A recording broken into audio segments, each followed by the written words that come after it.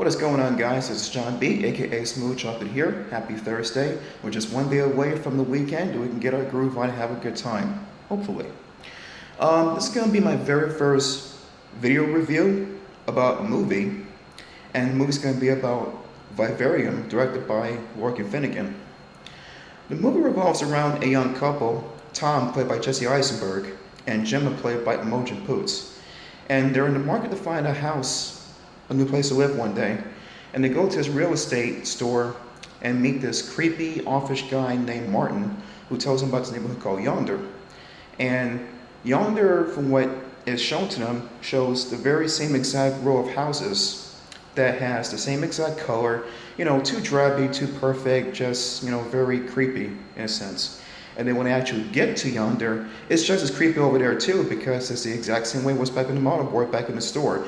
Same exact houses, same exact color, in the sky, same exact clouds. It's like a very Kafka-esque living nightmare. And they find out that when they get there to Unit 9, their house, that is completely empty.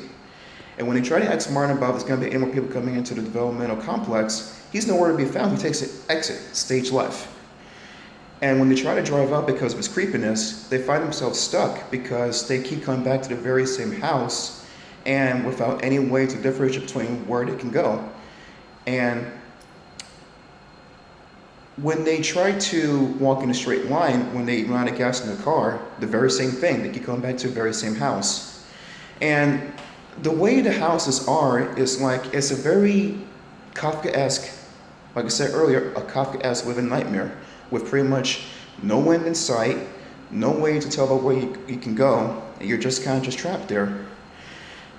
When I first look at that movie, you see it from a bird's eye view too, later on in the movie too, it's like they're in a shifting pocket dimension, because when they first go into Yonder, there's this sign that says there, "You are home now," and it shows this two cheerfully happy family, exploring the very same point.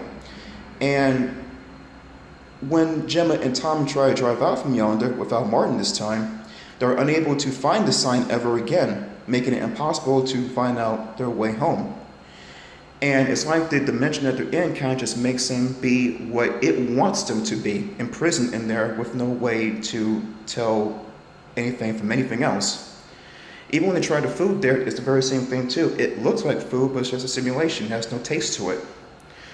But the movie pretty much does its job to talk about what Vivarium pretty much stands for, which is actually a environment, or a laboratory actually, that simulates the environment of, say, animals and stuff, to pretty much get research about how it pertains to its life in there. In this case, there's also a scene beginning in the movie where it shows a cuckoo bird that just chooses to be a dickhead and actually ejects the hatchling from the nest and puts his own egg in there, and the mother bird doesn't realize it until doesn't realize the mix-up and feeds the child as if it was his own child.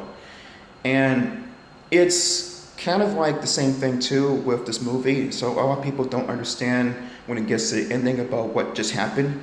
It's the very point. It's just the very point to it though. But I'm not going to spoil anything. So if you haven't seen it just yet, go do yourself a favor, check it out when you get a chance. I think it's available on VOD still. If not that, then probably on iTunes, but you have to get paid money for it though. I give the movie a 4 out of 5. That's my personal opinion about it. I liked it. It wasn't too bad. It's kind of like a, the ending is kind of leaving a little bit more to be desired in some kind of cases though, but like I said, it still gets its point across. You just have to just understand when it turns to Vivarium itself and put it into the terms of the movie too in this case. So with that being said, this is my first review, and I hope that you got some insight about the movie and stuff, and hope to do more video reviews next time too about movies. This is John B, aka Smooth Chocolate here. Have a good rest of the day and be safe, and above all, be cool.